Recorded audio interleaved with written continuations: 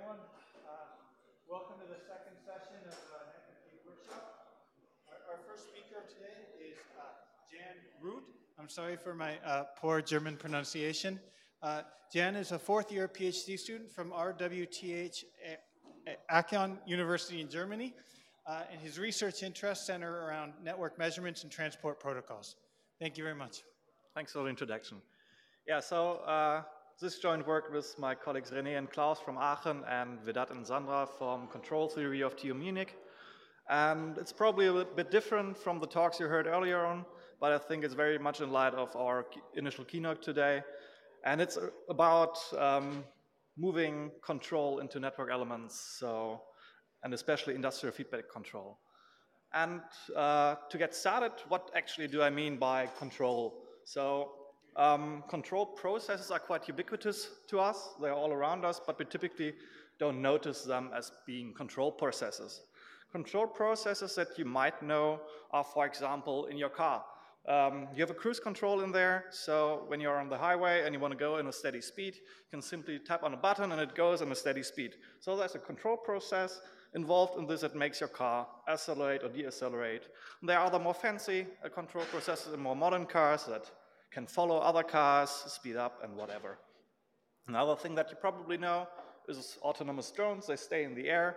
You can push them. They go back to the original position. There's also a control process. The most famous one is probably the Segway. So you can stand on it, and if you lean forward, there's a control process that wants it to be stable, so upright, and thereby it goes forward.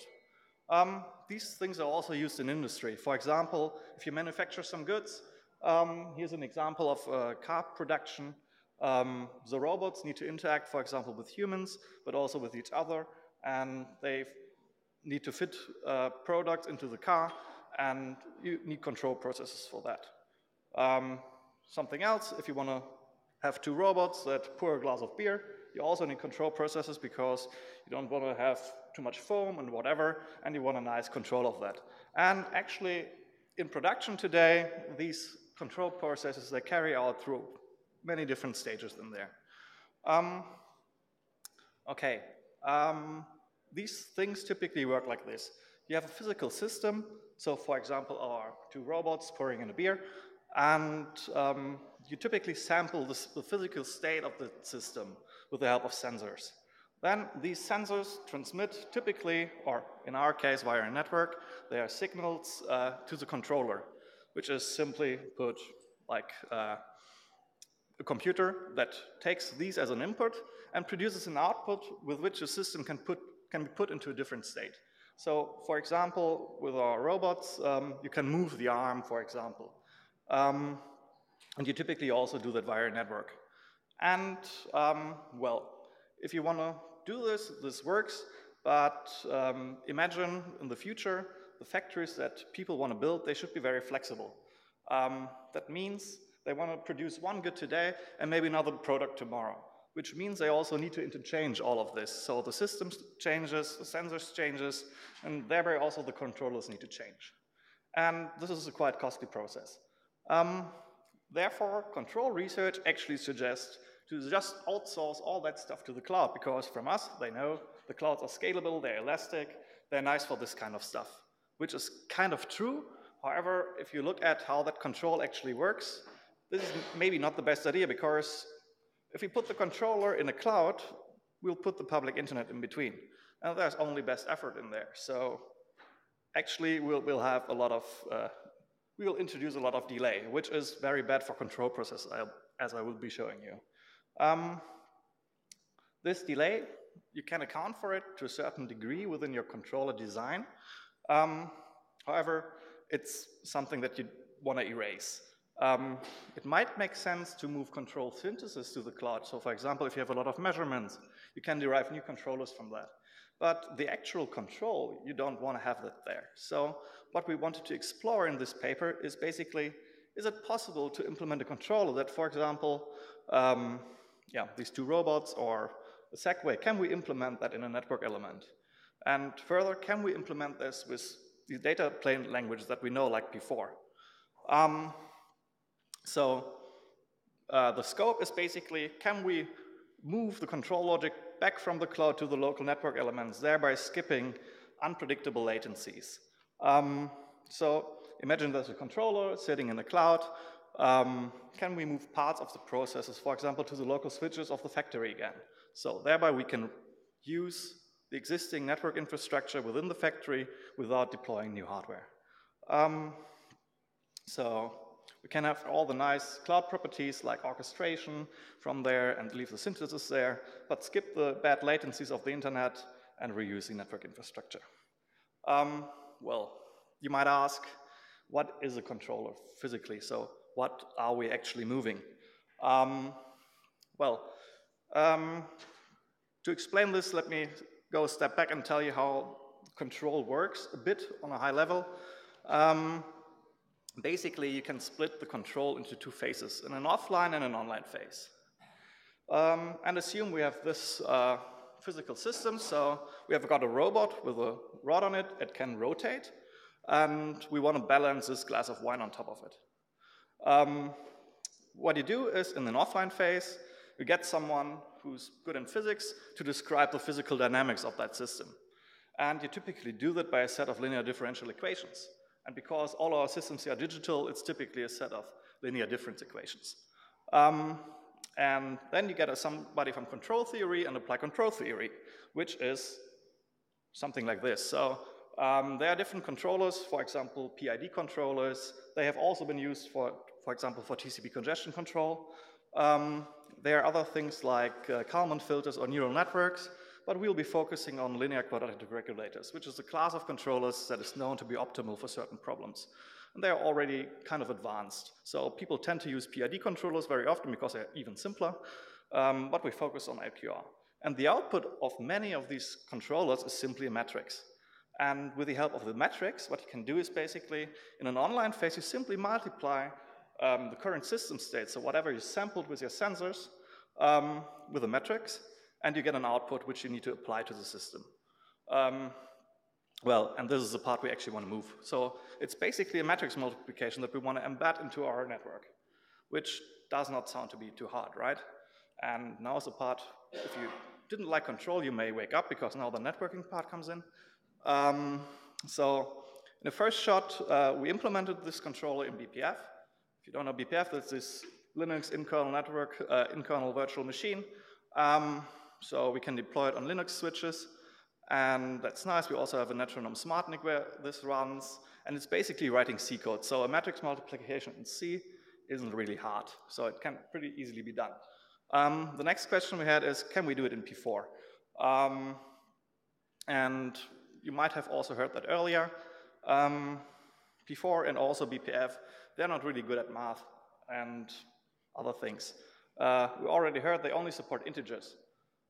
So depending on the platform that you have, and you get different bit depths, you get different padding, different operand support.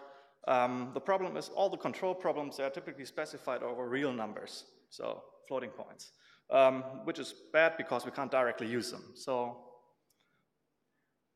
well, it's not a real problem because we can simply, for example, scale all our real numbers with a fixed point, so a very large number, and then we just take everything before the decimal point, and then we have integers. However, if you do computations now with fixed point numbers, you need to account for fixed points, for example. So if you multiply two fixed point numbers, you accidentally scaled all your numbers by the square of the fixed point. So you need to divide by the fixed point again.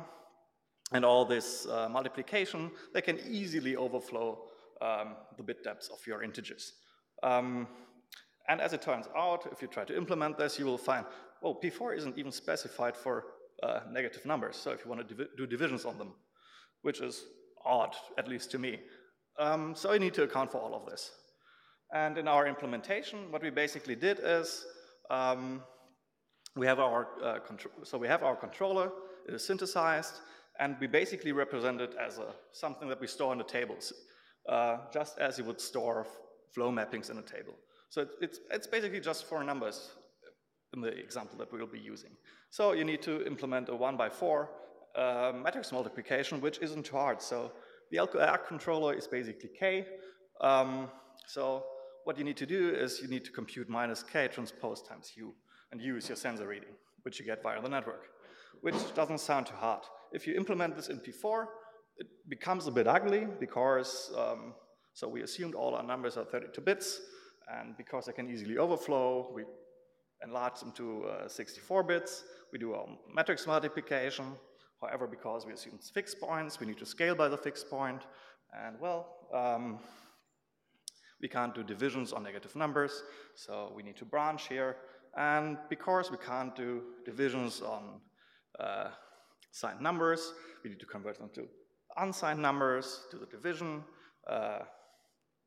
scale them back to positive, or scale them back to the negative number, and do all the bit stuff. So it works, but it is pretty ugly somehow. So if I would need to program that on a daily basis, I wouldn't like that, because it just doesn't feel right.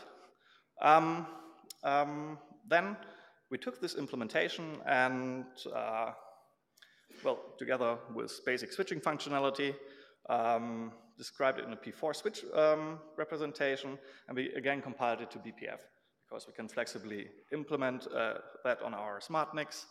And for that, we use the P4C XDP compiler by VMware, and we use this simple testbed. So on the right, we have a control process, so something physical that we actually want to control. In the middle, we have a switch, so a Linux switch, to which we either offload our program. So it contains a Metronome SmartNIC, so we can offload it to the SmartNIC, or some virtual Ethernet device if we want to run all of that in a mininet, for example. And on the left, there's the controller. So this sits in the cloud, so to say. So that link we can simply shape with a lot of latency if we like, or some latency. For the physical process, we use a real-time simulation of an inverted pendulum. The inverted pendulum is basically the textbook example that they use in control theory to describe physical systems. It's basically the Segway example. So the idea is you got a cart, and on that cart you install a rod, and it can move freely 360 degrees. And there's a little mass on top of it. And the goal is basically balance it in an upright position. You can do that by moving the cart to the left or to the right. It's basically like balancing a pen in your hand. So if you ever did that, it's quite tricky. It gets easier if the stick is longer, but you can do it. And the sensors, they basically acquire the current position of the cart, the change in position of the cart, the angle of the rod, and the change in angle. And well, as I said, we can move the cart. So we implemented it. We have a little visualization of this, and basically here you can see the cart is the black bar on the bottom, and then we have a rod and a little mass on top of it, and this shouldn't happen. So there's no control involved. It will simply fall down, and well, if that was the glass of wine example, your floor is now spilled. And this is what should happen. So the cart should be moved to the center, basically, and thereby flipping the mass on top of it, and well, it stays there and is steady. Typically, to measure how good your system is, in control theory, you measure the quality of control, which can be quite different for whatever you want to measure. But basically, for this example, what you want to measure is how fast can we move the cart to the center? So this was the goal, move it to the center. And how stable is the rod around its upper position? Well, for a baseline, we basically took our setup, we assumed no latency anywhere, and the control is done by the controller. And what you can see here is basically a plot of the position of the cart as well as the angle of the rod. So the blue line is a position, and on the top is the absolute position, on the bottom the relative position to its goal. And what you can basically see is a smooth transition, as you saw in the video 2 slides earlier. And after roughly 4 seconds, the cart has moved to its position, and the rod is stable around its upper position. So, and you can see basically the lines are pretty smooth, so everything is quite nice. Things change a bit if we add just 5 milliseconds of round trip time. So what you can see here, this is what happens. In the beginning, you can see is that the card moves forward and backwards, it starts wobbling around, and after roughly 1.5 seconds, you can see it loses control over that thing. It starts to rotate freely because basically the measurements from the sensors, they come in too late, and as well the actuation commands, they come in too late. So basically, it's getting more energy, and it starts to rotate, which isn't good. So if that were deployed in a factory, you wouldn't want that. Well, in control theory, you can account for this stuff to a certain degree. So in this example, you use 20 milliseconds of round-trip time, and we modified the controller such as in the initial design, we know that this might happen. And then you get this. So what you can see is basically, in the beginning, it moves a little bit back and forth, but eventually it stabilizes again in roughly 4 seconds. However, if that was the example with the glass of wine earlier on, it might probably still spill because it wobbles.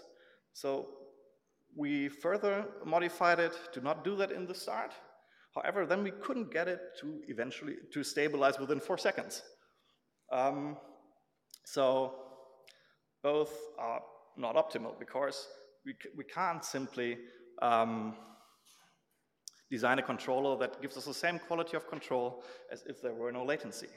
However, we can have close to no latency by offloading that stuff into our P4 switch. So we offloaded the controller that I showed you earlier into our Linux switch, so basically bypassing the latency, and this is what happens. So basically, again, what you see is it looks like the initial example without any latency, because it basically is the initial example without any latency.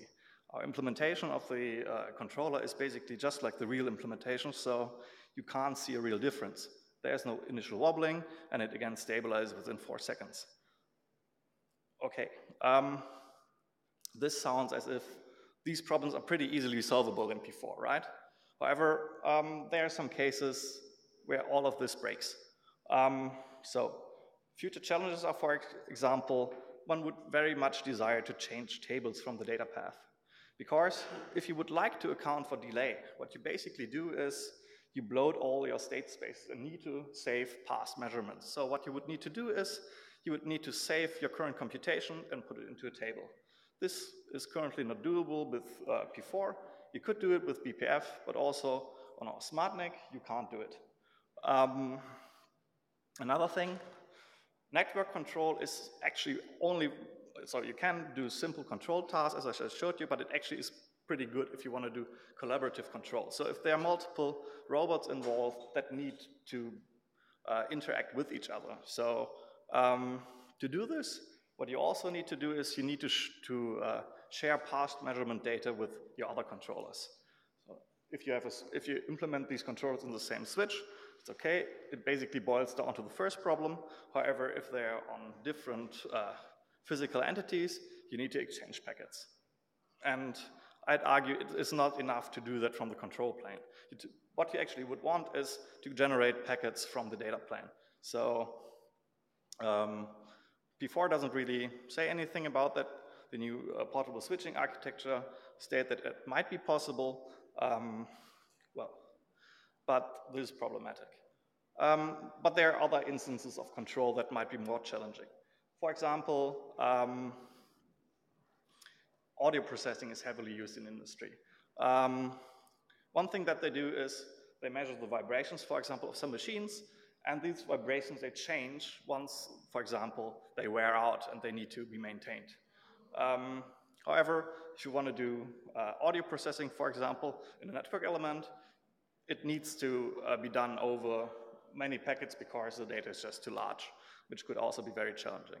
And the same is true for visual processing, which is also heavily used, for example, to find defect goods and then in a second iteration track them on, for example, a conveyor belt and have a valve with some air throw it away.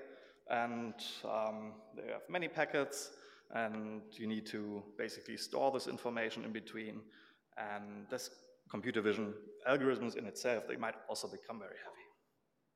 So to conclude, our initial question was, can we implement a controller in a network element? And can we do it with a typical language such as P4? The simple answer is yes, you can. However, math is pretty much a hassle in P4, and advanced problems currently lack functionality in that language. And, well, what other tasks could we offer? So this is pretty much a non-networking task that we actually offloaded. So what other tasks are there that are not typical that you would think about that you could offload? Thank you.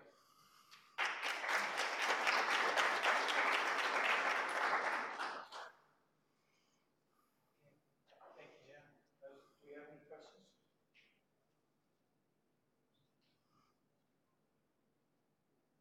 Thank you. Do we have any questions for the speaker?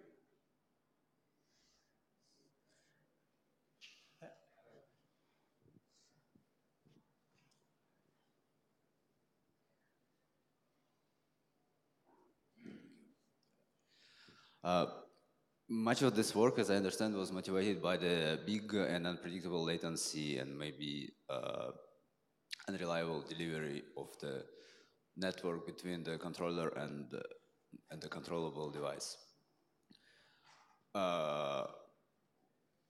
Could we solve this by adding a small compute node on the next to the switch that could do most of this math and some advanced functionality just closer to the device?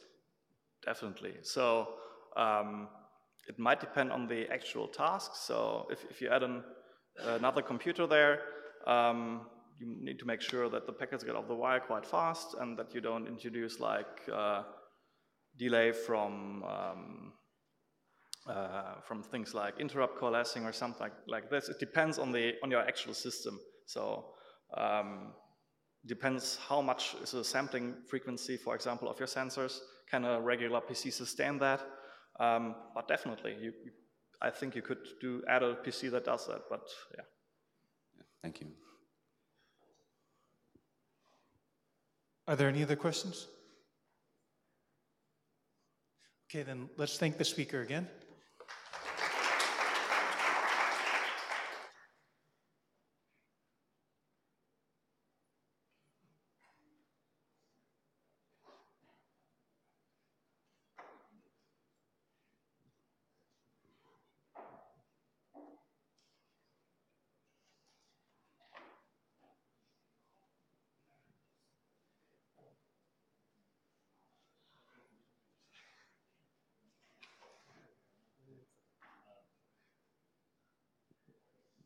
Okay.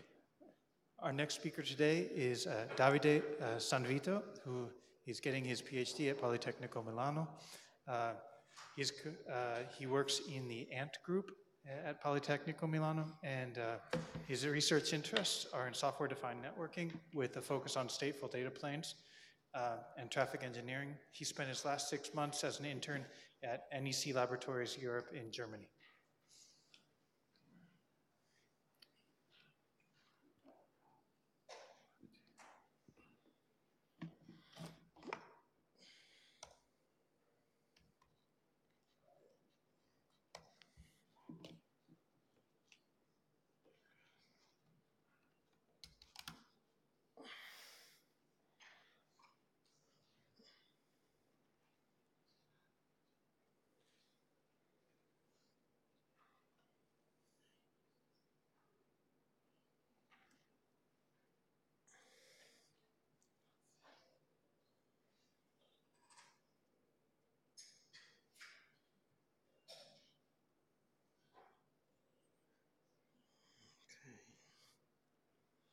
Tranquillo.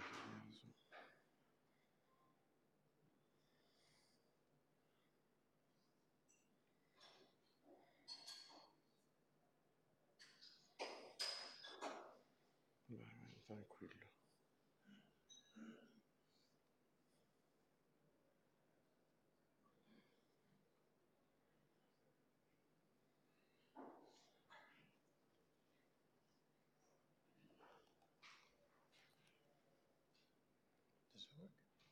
Yes, I hope so. We have this quick change of pitch. Okay.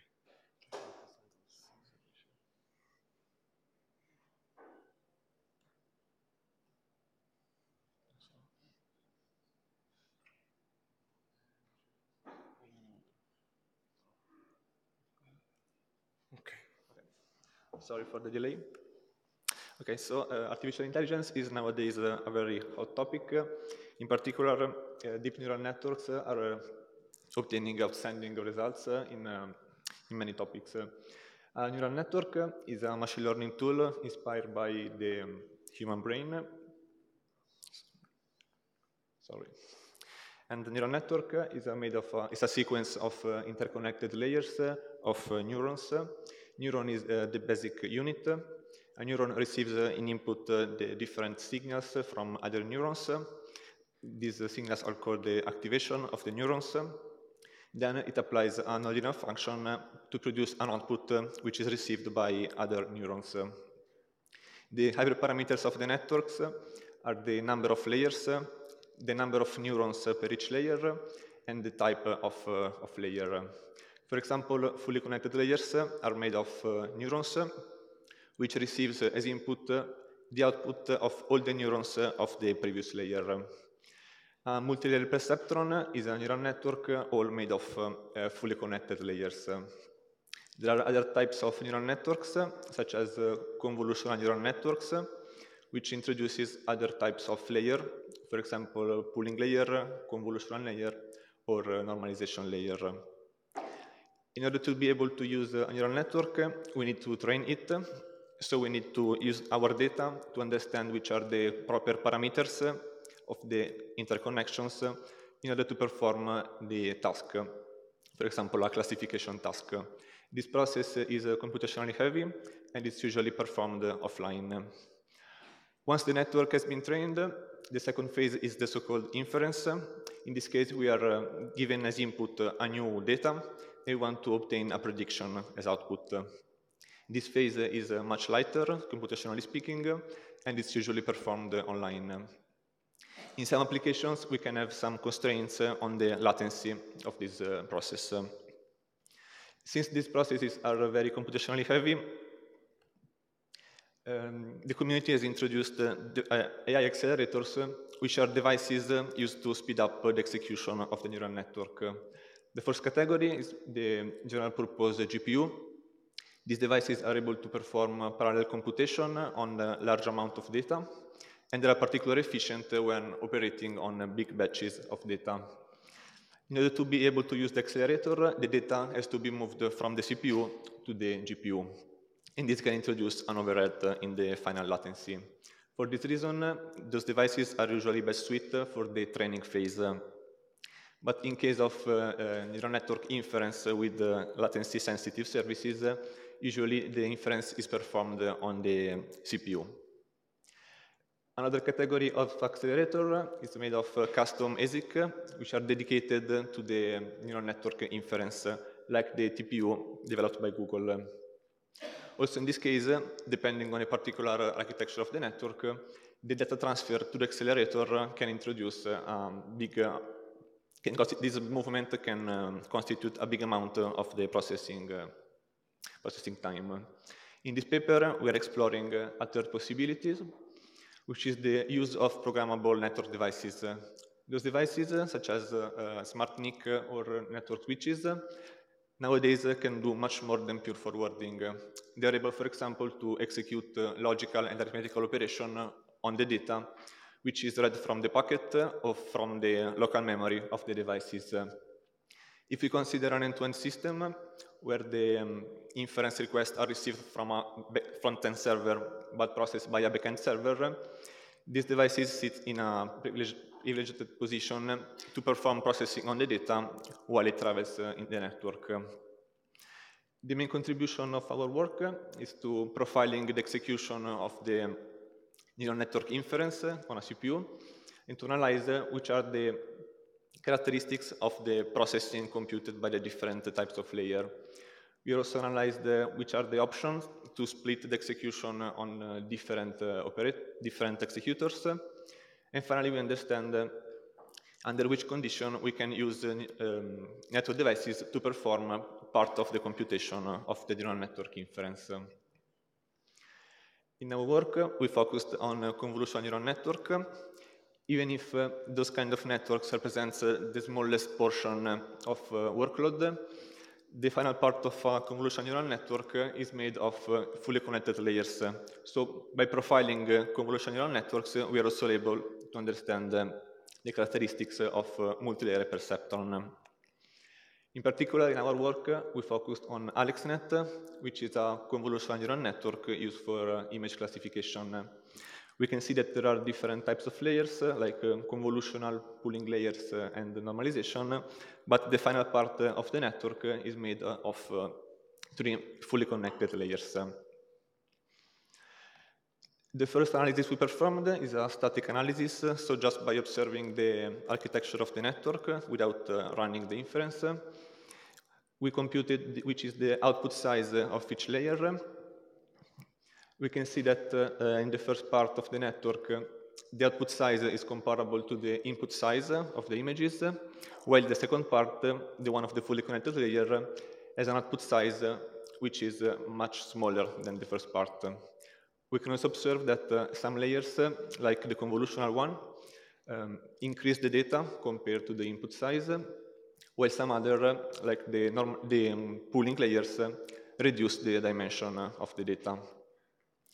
In the second picture, we analyzed the number of parameters, so the number of weights used by the different layers.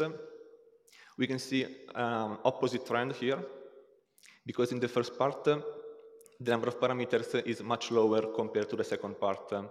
The very high number of parameters of the fully connected layers are due to the very dense pattern of the interconnections.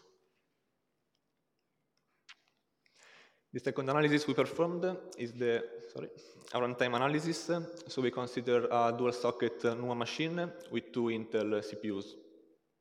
We use the Intel Cafe as a machine learning framework, and we run the inference using a single isolated core on a dedicated CPU.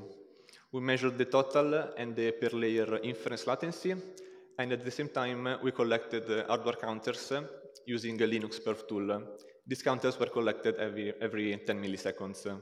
In particular, we collected instruction per cycle, the number of stalled cycle, and the number of cache misses on the different levels of the cache hierarchy. So we executed the inference of some images, and we can see in the first picture the different contributes of the layers in the total inference latency. We can see that the biggest contribute is given by some of the convolutional layers and some fully connected layers. By looking at the time evolution, by looking at the values of the hardware counters over time, we are able to characterize the different type of processing computed by the different types of layers. In particular, we can observe that in the first part of the inference, so the one related to the convolutional part, the IPC is very high. So you can conclude that the processing of the convolutional layers is computation bound. In the second part, so in the fully connected section, we can see that IPC drops to around 1. It is motivated by the very high number of stalled cycle, which is due to the very high number of parameters which has to be loaded into the cache. So we can observe that fully connected layers are characterized by an opposite behavior. So this processing is memory bound.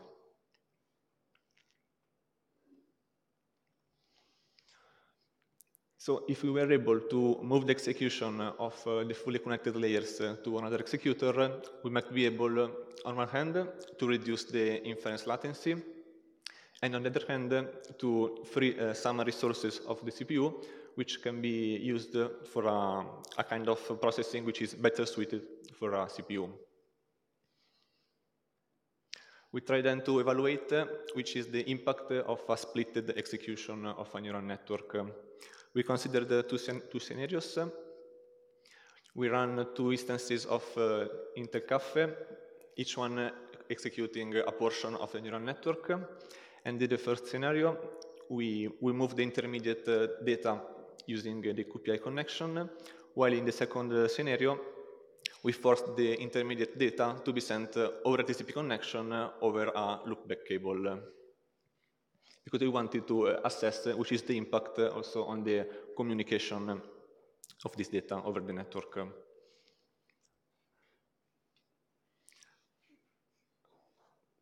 Oops. Okay, sorry.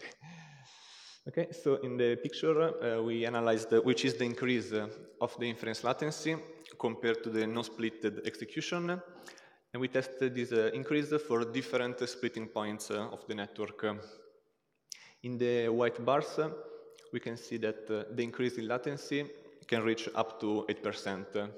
But the increase depends on the size of the output data, of the intermediate output data of the different layers. So we can see that if we carefully select a proper splitting point, this contribute can be very small, can be kept low.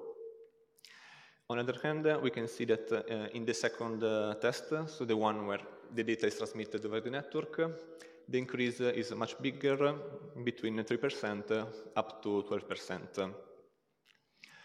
However, if we were able to execute part of the neural network in a network device, we would be able to avoid the extra cost of data movement, because the data has to be transmitted in any case to the network. So we proposed our scheme, which is banana split, in which we split the execution of the neural network. In particular, the first portion is executed by executed on a CPU up to the fully connected layers. The intermediate result is then encapsulated in a packet, which is then transmitted to the network card. The second portion of the network, so the fully connected layers, are executed on the network card or on the network devices, and the final result is then written into the packet. In order to be able to execute a neural network on a network device, we need to employ neural network quantization techniques. These techniques allow us to reduce the number of bits used to represent the data and the parameters, and allow us to reduce the amount of memory required to store the parameters. In particular, we adopted the extreme case of quantization, which is the binarization.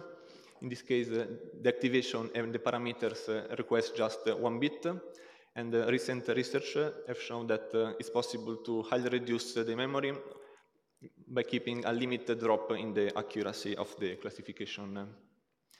Once the activation and the parameters are represented with 1 bit, the execution of the neuron just require bitwise logical operation and the pop count. And these operations are supported by the programmable network devices. In our proof of concept, we extended N2Net, which is a previous work from some of the authors, and we added the support for the SmartNIC. N2Net is a compiler that, given a description of a binary neural network, is able to provide a P4 program to run the binary neural network on a RMT-like pipeline.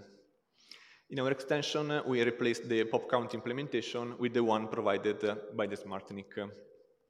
At the moment, we still don't have the full end-to-end prototype, but we evaluated a micro benchmark by implementing a single binarized fully connected layers with 4,000 neurons, which is the exact size of the biggest fully connected layer of AlexNet.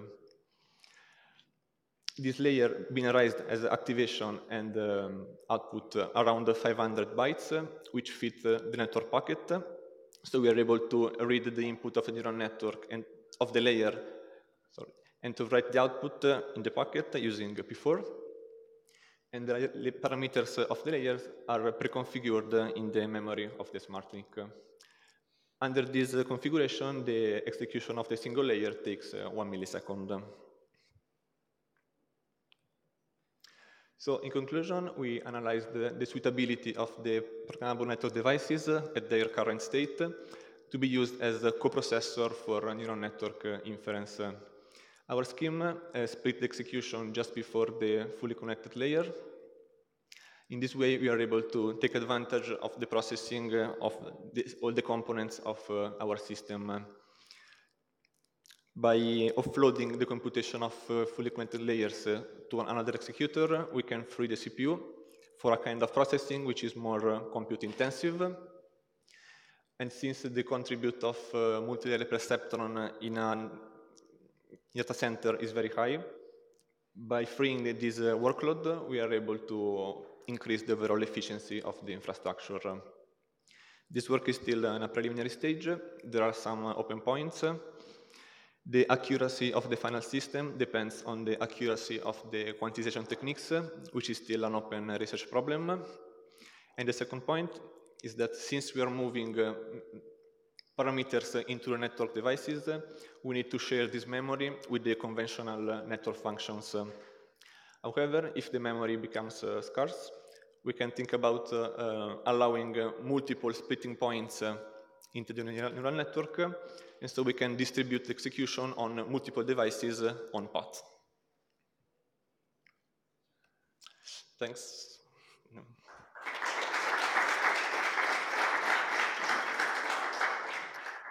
Do you have questions?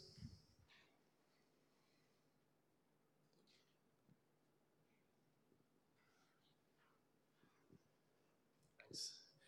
Really interesting talk. I had a question about the prototype on the SmartNIC. Did you make any use of the possibility to map the network, the source neural network, to a topology, to a network on the SmartNIC itself, right? So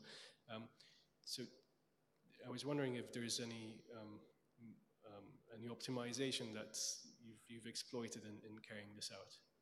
So any optimization that you might have used, because you start with a network, but on the SmartNIC, depending on the SmartNIC that you use, you also have a network of, for example, in the metronome case, you have a network of micro engines. Mm-hmm. And I was wondering to what extent your implementation might have used that to maybe map a set of neurons to a micro engine and use a division of labor of that. Actually, we are executing different portion of the layer on different on different island in order to be able to parallelize the execution. Exactly. Thanks. Yes.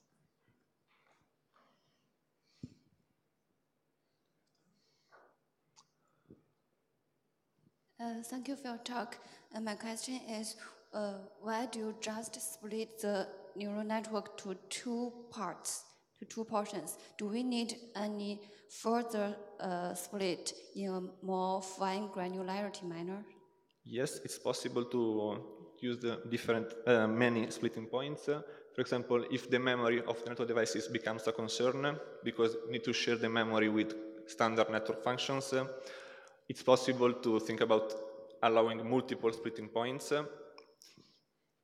because we have just to take the intermediate result from the packet, compute the layer, and then we can copy back the result to the packet and then send the packet to the next device on path. So it's possible to split layer by layer the execution potentially.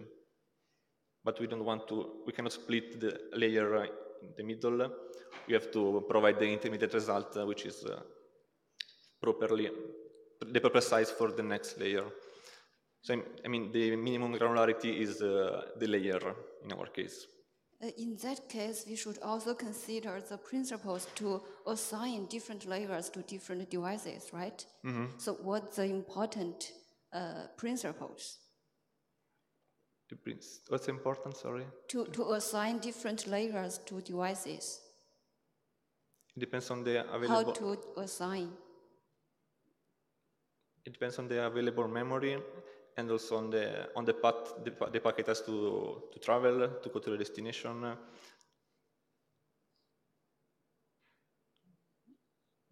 don't know if I replied. Thanks.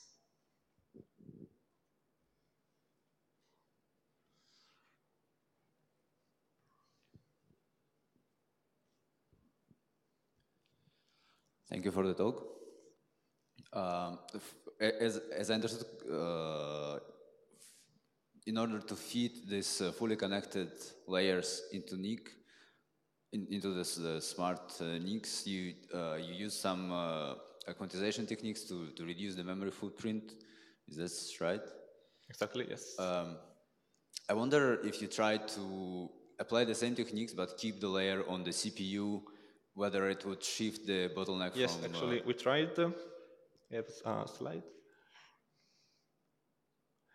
So if we execute the binarized version of the fully connected layers on a CPU, we can actually save a lot of time and the computation, because the latency is reduced by 80% of time.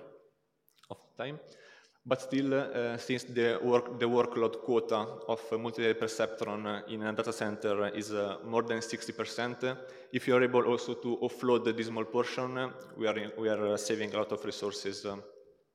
But yes, the quantization also increased the execution on CPU. Thank you. That's interesting.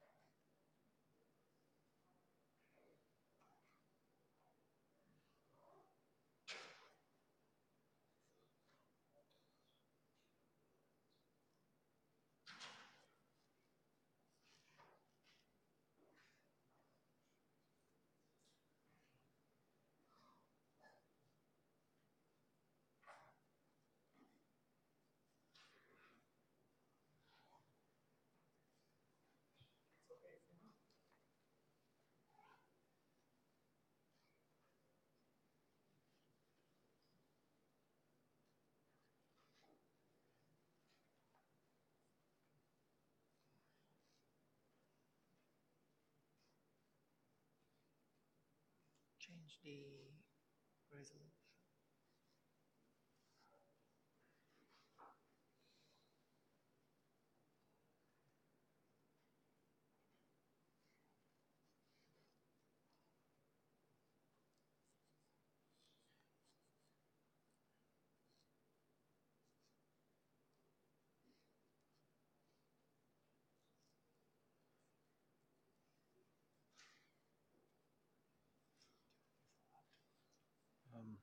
Yes, well, this one.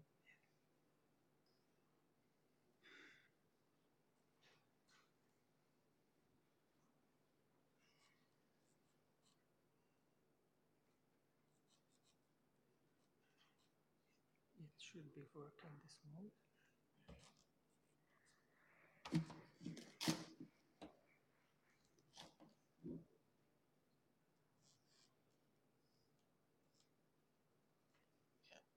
Yeah.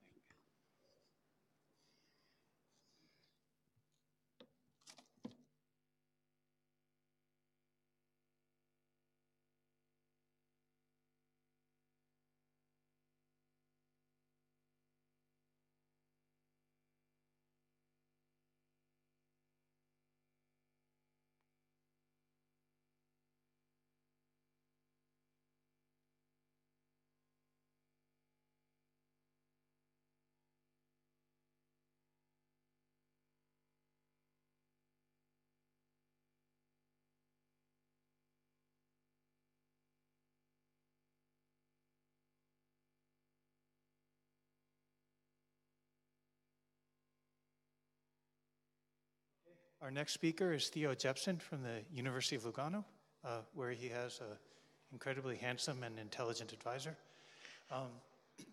Theo has his undergrad degree from Cornell University, his master's degree from University of Wisconsin, and he's interested in data plane programmability. Okay. So as you can tell from the title, this is about concurrency control. So why do you need concurrency control? Imagine that you and your spouse both have a shared bank account and both of you want to add or deposit $100. If both of you do this concurrently, then you'll execute the same transaction, 50 plus 100, and the resulting balance will be 150, but it should be 250. So this is not correct. What you can do is you can use pessimistic concurrency control, and with this, when you execute the transaction, you get a lock, and after you acquire the lock, you increment the balance, and then the other person can get a lock afterwards, or even concurrently, and increment the balance, and then we get to 250, which is what you'd expect. But locks are expensive because you have to acquire the lock and then release the lock. We can do better than this using OCC, or optimistic concurrency control. With OCC, you read a value from the store, or the data store, or the account balance in this case, and you locally execute the transaction, so 50 plus 100, and you use a guard. In this case, you say, if the balance is still 50, then increment the value to 150, and it works. If the other person executes the same transaction at the same time with the same guard, this will fail because the guard is no longer valid. The other person assumes that the balance is 50, which is not correct. It's actually 150. So this transaction is aborted. And this person retries the transaction with updated value as a guard, 150. And this time, the transaction passes because it matches the current value in the store. So what's the difference between pessimistic and optimistic concurrency control? Which one's better? Can you say that optimistic concurrency control is always better than pessimistic? So some people say that pessimistic is better. This is what Stonebreaker says at least. And other people, in this case, Tay says that OCC is better. And Franzik and Robinson also say that OCC is better. But more recently, a landmark paper from Agarwal and all say that it depends. There are multiple factors which have a role in the performance of OCC and pessimistic concurrency control. And what we focus on in this work is looking at contention. And by contention, we mean the number of clients or the number of transactions that are being executed in parallel. And there's a trade-off, it turns out, that when there's low contention, that is, few transactions being executed in parallel, which touch the same data item, then pessimistic doesn't do so well. This is because each transaction needs to acquire a lock, and this is acquired, you could say, unnecessarily, because the transaction could have been executed without acquiring the lock and have succeeded and update the value correctly. But for optimistic, low contention works well because since you don't need to, it's unnecessary to acquire the lock, then you're just executing the transactions without any overhead. However, when you increase contention, so if you have multiple transactions executing concurrently on the same item, then pessimistic does better. This is because the locks are not a waste of time. This is because every lock you get ensures that you're not going to conflict with another transaction and not going to pay the overhead of doing an abort. However, for optimistic concurrency control, it's not, high contention is not so good. This is because there are lots of aborts. So as we saw in the previous slide, when a transaction fails, you have to retry the transaction until it commits. And if this happens multiple times, the store spends lots of time, wasted time, trying to commit a transaction, only to have it fail and retry again. And these aborts, these retries, that's what causes the performance to degrade. And this bottom right corner, optimistic for high contention. That's what we'd like to improve with this work. So what's going on in that corner with optimistic and high contention? We did a simple experiment to see what's going on as you increase contention. So what we did is we had some clients execute the transaction we saw before, incrementing a value, and we increased the number of clients, which increases the amount of contention. And as the contention increases, ideally what we'd like to see is a constant throughput, so that there's no effect as you increase the clients. There shouldn't be a degradation in performance. But actually with OCC, what we see is that more clients causes more contention, which causes more aborts and lowers throughput. And in this case, it lowers it significantly compared to the ideal. So what if what's going on there is that the store is spending lots of its time, wasting its time processing these doomed transactions that won't commit because we know that they have invalid guards. But what if we had infinite number of CPUs to process these transactions that are invalid? If we had these infinite resources, then maybe we could just spin and execute these wasted transactions.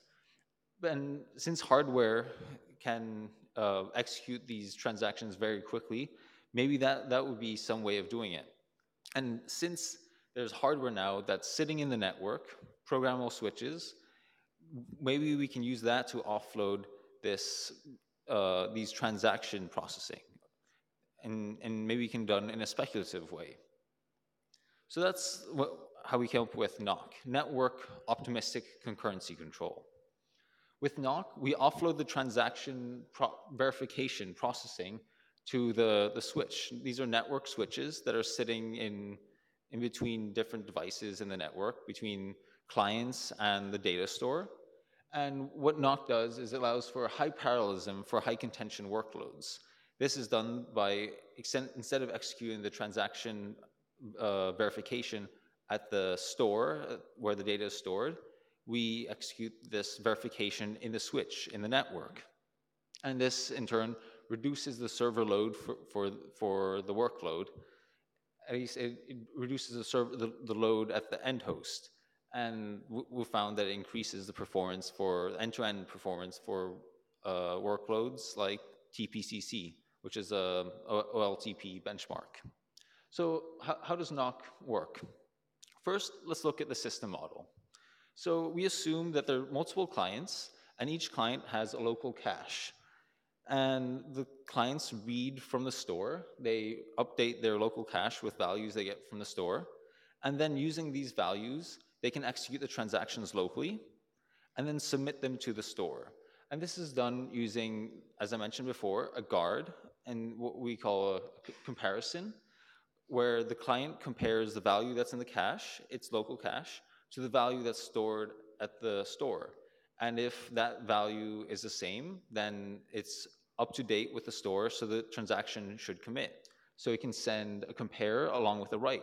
If the comparison is valid, then the transaction should be valid according to the store and commit. And we extend this with NOC running on the switch. What we do is we add a cache on the switch, not a read cache, but a write cache. So when the client executes a write transaction, we update the cache with the value that's being written. Then, if the store were to abort a transaction, we also update the cache with the value that that's contained in an abort message, which indicates why the transaction failed. This way, when a client goes to send a transaction that's guarded with a comparison, if the comparison is invalid, instead of sending the transaction to the store to be verified and committed, the switch can speculatively abort this transaction. And because it knows it's seen previous values, and it knows that this transaction will never abort at the store, so there's no point in forwarding it to the store only to have it executed, and aborted at the store. So let's see an example of how this works. Let's say we start off with the clients reading values in the store and updating their cache. So on the left, we do a read. We update the cache with the balance, which is 50. Then we send a transaction. I assume that the value is 50. Assuming that, write 150. So we're incrementing the value. And this goes through, and everything works fine. We update the value to 150. Now another client, which also did a read, but this read was done before the store was updated. This client sends a transaction, an update transaction, but here the comparison is invalid because the comparison is out of date. Here the client says, I assume the value is 50, then update to 150.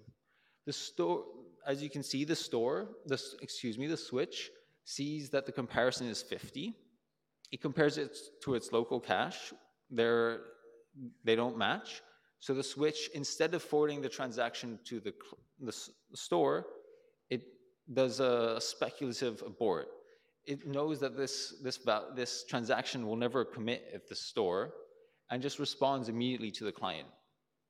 This way, as you can see, we don't have an extra round. We reduce the end-to-end time for aborting this transaction. Instead of having the transaction go all the way to the store, back to the switch, then back to the client, we just respond immediately with an abort. And this abort contains the latest value that the switch has seen. This way, the client can re-execute the transaction immediately. The benefits are two. As I mentioned, it reduces the round-trip time for aborting a transaction. And apart from that, you can notice that this verification, the verification logic for aborting this transaction is not executed at the store, but it's executed on the switch in the network. And this offloads the computation from the store, which probably is running on a commodity server using a CPU, where the cost of verification is higher, compared to doing this in the network using some logic which can be executed faster at a lower cost. And by lower cost, I mean fewer cycles. I'll show you more detail on how we do that. So you may be thinking, there's a cache in the network, and we're aborting transactions, and I use the word speculatively. So what about correctness? So NOC guarantees strong consistency, and this is because the cache is only used for writes. The cache will never service read requests, so clients never read stale values from the cache. And because the cache is updated both by the clients when they do a write and the store when the store sends an abort, this means that eventually the value that's stored on the switch will be up to date, so transactions eventually will commit. And this means that we have liveness. So how did we implement this? We use P4 to implement a switch prototype running NOC. And it wasn't so straightforward, though. As you may have heard today, when you're writing these things in P4, there are some things that you have to work around. And this is a challenge, but what we get out of it is high performance. So what we had to deal with was storing these cache values on the switch somehow, and then also processing transactions. And the transactions that we're processing, they're composed of multiple operations. A transaction is sent to the switch as a packet, and this packet contains multiple operations: a read, a comparison, and a write. What the switch has to do is parse out each of these transactions and check, first of all the comparisons. If each comparison in the packet is valid, then it can check all the writes. And for each write, it updates the cache. It updates the values that are stored on the switch. You may know that P4 doesn't provide any looping primitives. In C or Java, Python, you can do a for loop. But in P4, there's no such way to do this. So what we have to do is recirculation.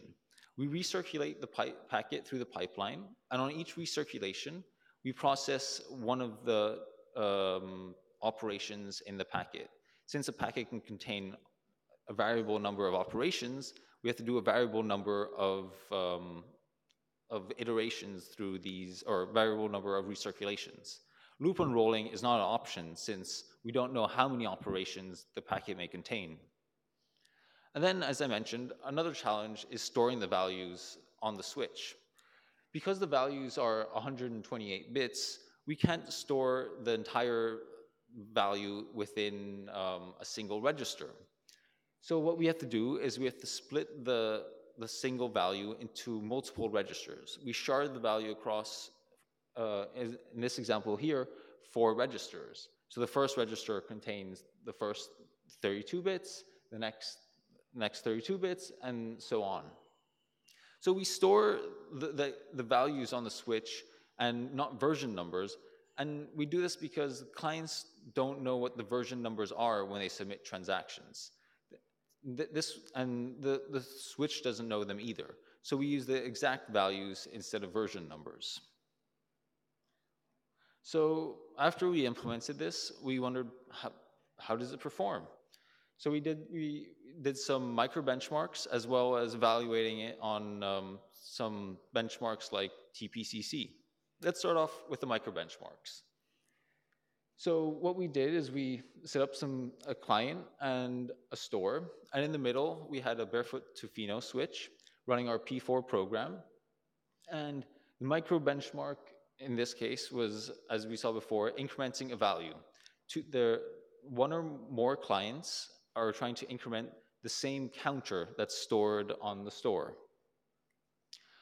So for the micro benchmark, we found that NOC has higher throughput than using OCC using the store alone.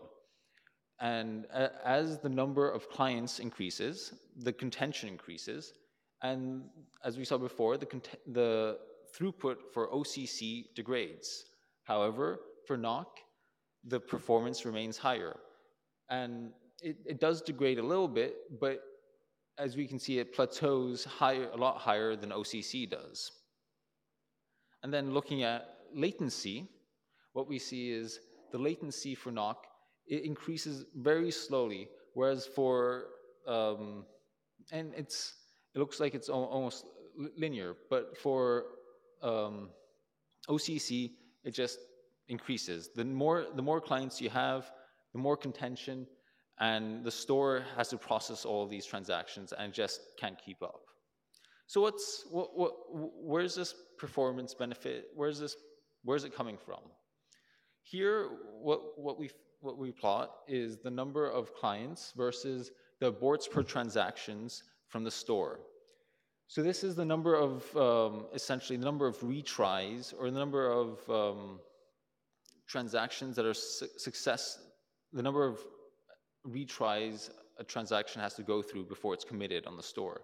So with OCC, as we increase the number of clients, the store wastes a lot of time trying to commit transactions. With NOC, however, almost all the transactions that are received by the server are committed. This means that the server is only executing useful instructions that actually commit transactions. Then we tried running this with TPCC. So TPCC is a benchmark for databases, and we evaluated the payments transaction, which is a transaction with lots of contention. And what we found for this this benchmark, running in this case for payments, we plotted the CPU usage at the store. And with OCC, as the number of clients increases, the amount of contention increases, so the store has to validate more or abort more transactions. However, with NOC, at the stores, the CPU usage doesn't increase as much. This is because, yes, there are more transactions arriving, so the usage increases, but since the useless transactions, the transactions that will be aborted, are not sent to the switch, or excuse me, to the store. Instead, they're processed by the switch and aborted earlier in the network. This reduces the overall load on the store. And at the same time, it doesn't have a significant effect on the throughput. So it reduces the load on the store, but at the same time, it doesn't have any performance penalty for the benchmark, which is something that we would hope. So overall, with NOC, we can offload this transaction verification and put it on a switch, which is running in the network. And actually, these programmable switches are already deployed.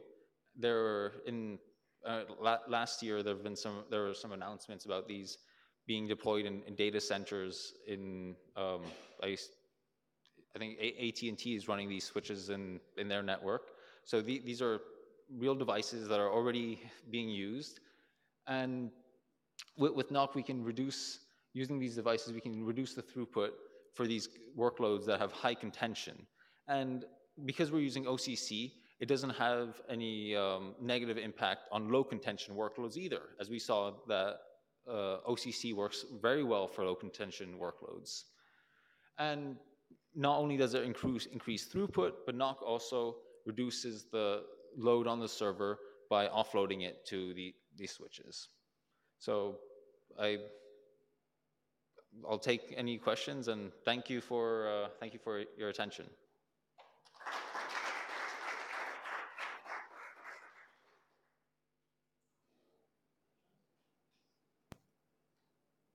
Questions?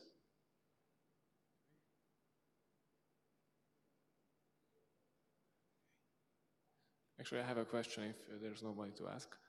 So I was thinking what happens when clients can update or access the data store on multiple paths. So what does your network cache do in this case? Like, do you update them consistently, or do you have any idea or proposed solution for that? So in terms of correctness, there's no problem if clients access the store from different paths, but they just won't benefit from the verification offload if they had accessed the store through the switch. So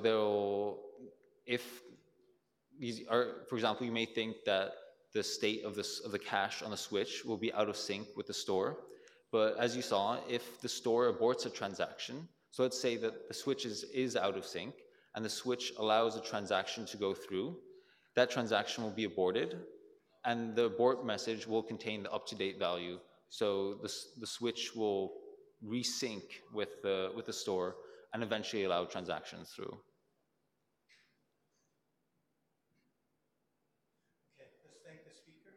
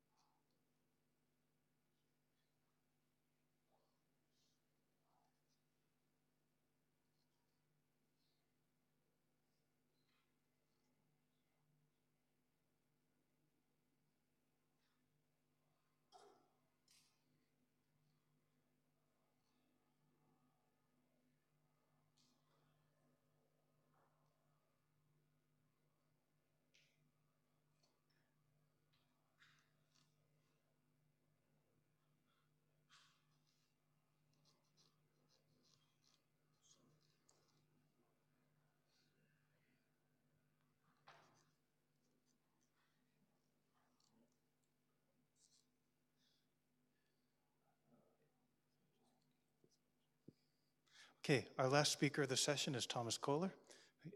Thomas received his master's degree from Augsburg University in Germany, and he's currently pursuing his PhD in the Distributed Systems Research Group at the University of Stuttgart, Germany. His research interests include consistency and determinism in software-defined networking, as well as white box and programmable networking hardware. So thank you, Thomas. Thank you very much for the kind introduction. The taskbar won't disappear. I'm sorry for that. Let's hope eventually it will disappear. I hope we can live with that. So today it's my pleasure to introduce our work called P4CEP towards in-network implementation of complex event processing, and this is joint work with my colleagues from the University of Stuttgart. So what is complex event processing about? The goal of complex event processing is to infer the occurrence of situations of interest based on basic events.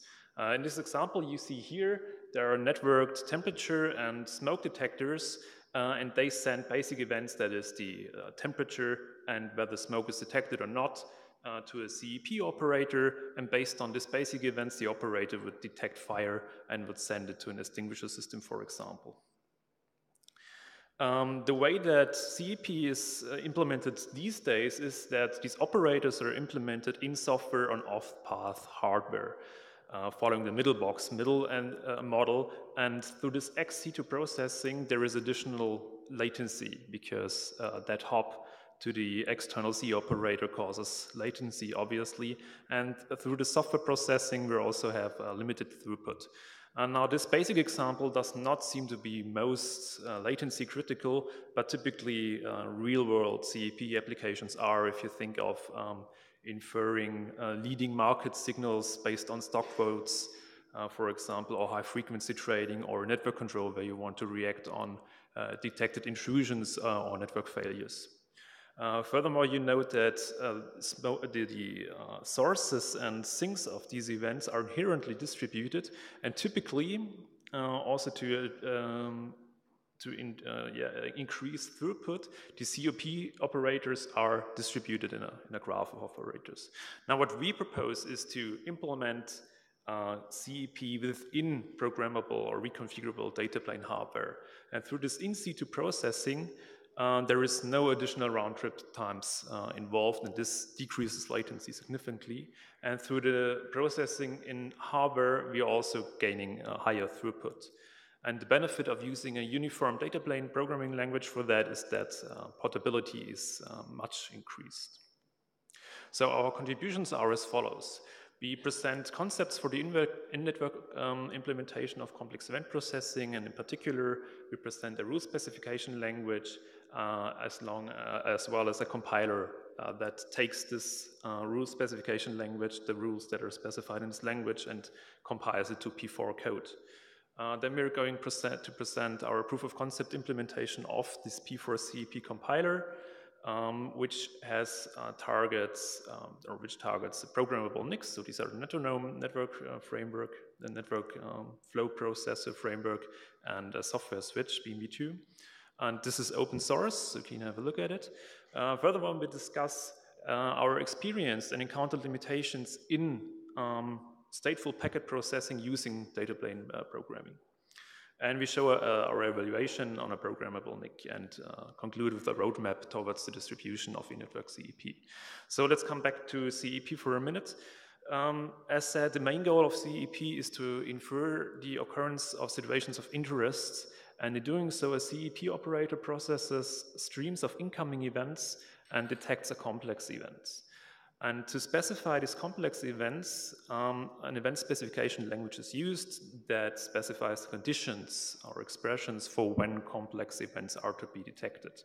And typically this consists of predicates on the actual values of these basic events and logical operators for the combination of multiple input streams. In the example you see here, the complex event fire would be detected if the temperature is larger than 50 degrees Celsius and there is smoke detected.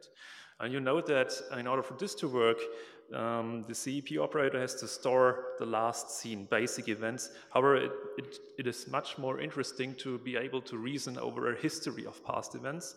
And since these input streams are possibly infinite, these sequences are split into windows, and by that bounding the state. You see an example here of a so-called sliding window. It has a size and a slide that determines by how much the window proceeds. And you can use aggregation functions over these windows and use them in an expression for the pattern to detect. For example, here you could specify that the average temperature over the window should be larger than 55 degrees Celsius, and at least 3 times you have seen the smoke detection. Now, the requirements on processing in a data plane are as follows. We need, of course, memory for storing this limited event history. So that requires stateful processing in the data plane. And we need some processing logic for evaluation of expressions and window operators. So this is the system model of P4CEP. We're looking at 2 classes of end systems. The ones are the CEP end systems. They consist of CEP sources, which emit basic events, and CEP sinks, which receive complex events. And the other class of end systems is just ordinary end systems that just communicate with each other using packets. And these packets and basic events reach our P4CEP targets where they're handled accordingly. And then we have, of course, on the control plane, a runtime component which basically monitors these CEP targets and updates them. So this is how the processing actually works within one of these P4CEP targets.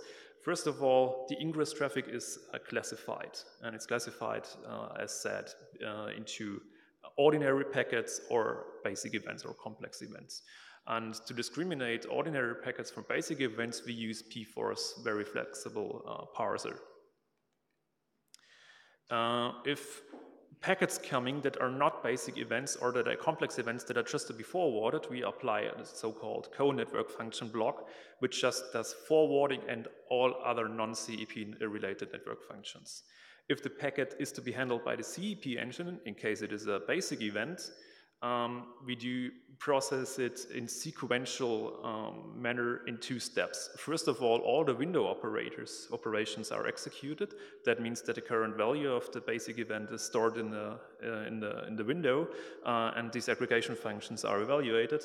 And then second, we execute a state machine for pattern detection. We're going to have a look at that now. And in case we detect a complex event, we use the resubmission mechanism to have it forwarded to its final sync. So just briefly, this is how the compile time workflow looks like. I won't go into the details, you will find it in the paper, but you'll notice that to the right side, we just use an unmodified P4 compiler chain.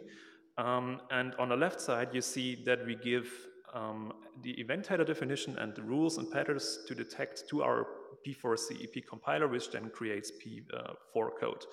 And we currently support P4 version 14 and P4 version 16, and as said, the targets and netronome target and software switch target. Furthermore, you'll notice that we make use of these external functions. These are the small blocks to the right, by using capabilities that are not covered within the P4 standard. And in particular, we're using that for window evaluations in the NFP framework. So the rule specification language consists of 2 parts. It consists of the definition of windows and the definition of complex events to detect. You see an example here, but we'll go step by step through it. So for the window operators, you see a definition, an example to the right. You can give it a name, obviously, and you determine the size of the window, and you specify a value that is to be stored within these windows. And this could be any valid packet header or metadata field. The currently supported aggregation functions are maximum, minimum, sum, and count. And for reasons that we've heard today, we heard earlier, we leave average for future work since there is no division operator in either floating point support in P4. We implemented window operations by storing the actual values in the ring buffer along with a pointer to the current index in that buffer, and use P4 registers for that. You'll note here that we have to register to isolate the access to those registers by confinement in critical sections. Otherwise, we will run into the risk of getting inconsistency effects like lost updates and so on. For our work, we use the netronome given mechanisms for that. That is the preprocessor pragma and the C mutex library. In P416, there is the atomic control flow block. Now I have to mention that all these mechanisms are target dependent.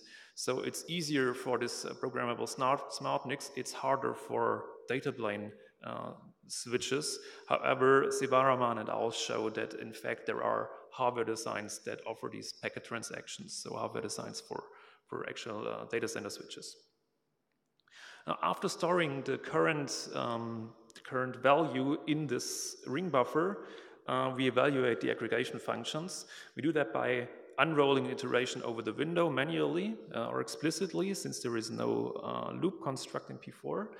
And unfortunately, we can't apply arithmetic operations directly on registers. That is why we have to use transient metadata fields that store the current aggregate value, the current index variable, and the value at the current index, and then apply the arithmetic operations on that. This is how a complex event is defined. You can, of course, again give it a name. The value here depicts the return value in case a complex event is detected. An example here, it would just sum up over the total length of IPv4 field. Then there is a strategy, which is either skip till next match or strict. We will see in a minute what that means. And you specify the pattern. And the pattern basically is any valid P4 expression. In our case, we use a simple or a compound predicate on basic events for that. We implement a pattern detection by a deterministic finite state machine. And as you can see here, as said, the pattern definition consists of basic events. These are input symbols to our state machine. And such a basic event typically consists of predicates on field references, that is either packet header values or metadata values, as well as window aggregates. And we use logical operators like sequence or conjunction or disjunction to combine predicates. And you see also an example here, and this example would read as the following. It would look at a basic event that is encoded as a large HTTP request or response, and that is followed in sequence by a second basic event, which would be either the sum over such a window exceeding a certain threshold or the ingress of a UDP datagram. You'll notice here that this example is from the networking domain, but it could be arbitrary events encoding arbitrary values. You see here the corresponding state machine on the bottom, and the actual strategy, transition strategy, determines what happens if there is an input symbol that does not lead to a transition. These are these else branches, and depicted here is the skip till next match strategy. The strict strategy would result in the transition to the initial state whenever there is an input symbol that is not part of the pattern occurring. Here you can see the actual implementation of the state machine in terms of table entries. So this is what our tables look like. And the actual transition is executed by using metadata fields that are storing the current state, which we read from a register, as well as the match predicate. And we use this pair of values as a key for the lookup in this transition table. And the next state given by this lookup or returned by this lookup is persisted in a register for the ingress of upcoming basic events, simple events. If it is not an accepting state, if it is an accepting state, we reset a state machine by setting the current state to the initial state, return or put the return value into the packet, and use the resubmission mechanism to have it sent out to the sink. So briefly, these are our encountered limitations, and the most important of all is the synchronization of state memory access, which causes additional latency if you use the primitives, if you have the primitives at all. For the NFP, we have measured around 700 nanoseconds per critical section additional latency. And as we have heard today, there are the language-dependent limitations such as that registers cannot directly be referenced by arithmetic operations, or as table keys you have to load them in a metadata field and then use them. There is no floating point arithmetics, no division operator. You could use fixed point arithmetics to fix that, and there is no loop construct, so you have to manually unload the rules. They're not even bounded loops, which would be a nice idea, I guess. Now we come to our evaluation and our results. Briefly for the methodology, we have looked at one complex event pattern consisting of two basic events, and we used the sum over a window of varying size n for that. Then, as you can see, we measure the egress timestamp of that second event that triggers the complex event detection, and we measure the ingress of the complex event. And this gives us the target processing latency, and we also measure throughput by that. Now here are the results. You can see we have evaluated NFP, this is the pure P4 implementation on a Netronome SmartNIC, as well as NFPC, and here we use the C sandbox of NFP for the window operations, basically. And you will notice that this is necessary, otherwise we cannot go over window sizes of 10 with the pure P4 implementation. If we want to have larger windows, we have to use the C construct. You will further notice that the overhead of using this external function mechanism is quite bearable. And with NFPC, we look at processing latencies between 9.8 microseconds up to 30 microseconds from window sizes from 0 to 20. And throughput is about 56% to 16%, which translates to 8.3 million events per seconds to 2.3 million events per second for 10 gigabit Ethernet links. Furthermore, we have verified that the processing latency scales linearly with the window size up to a size of 1000. And for a quick comparison, we have put the numbers of the BMV2 implementation here as well, which is not optimized at all, so this just gives a rough reference. And there we're looking at latencies between 512 milliseconds and 10 microseconds, and 10 milliseconds over this range of window sizes.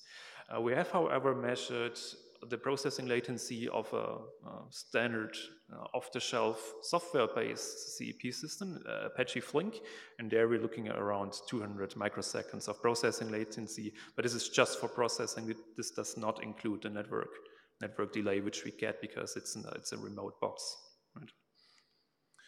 So to conclude, we have presented and introduced you to complex event processing and have laid out the requirements on its processing in the data plane.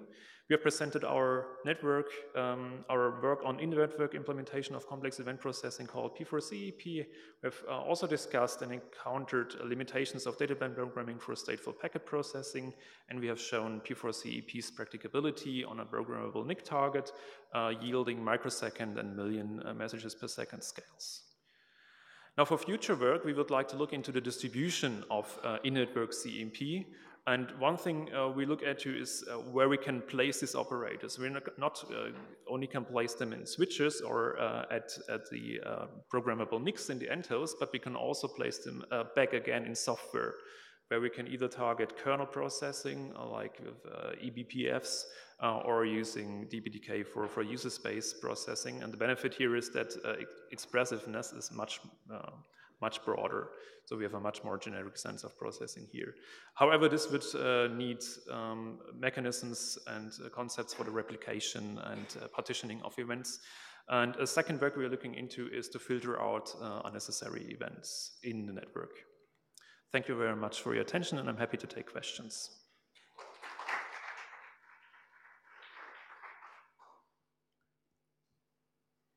Questions?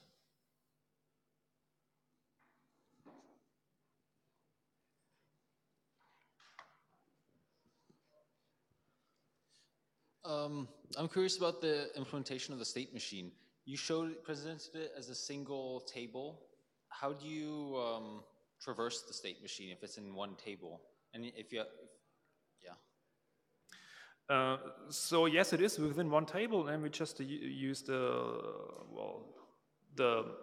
matching functionality, right? So we have this input this pair as input, which holds the current state and the match predicate, which we encode as an ID.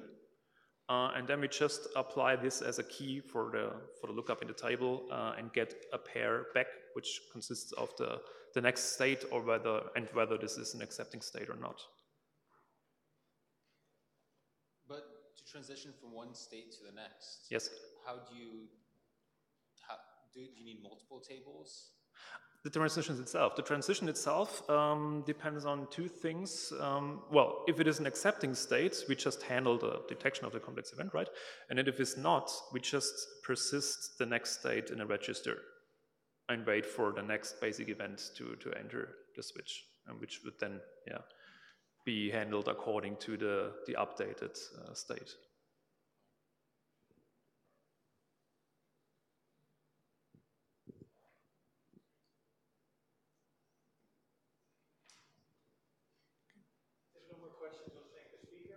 Thank you.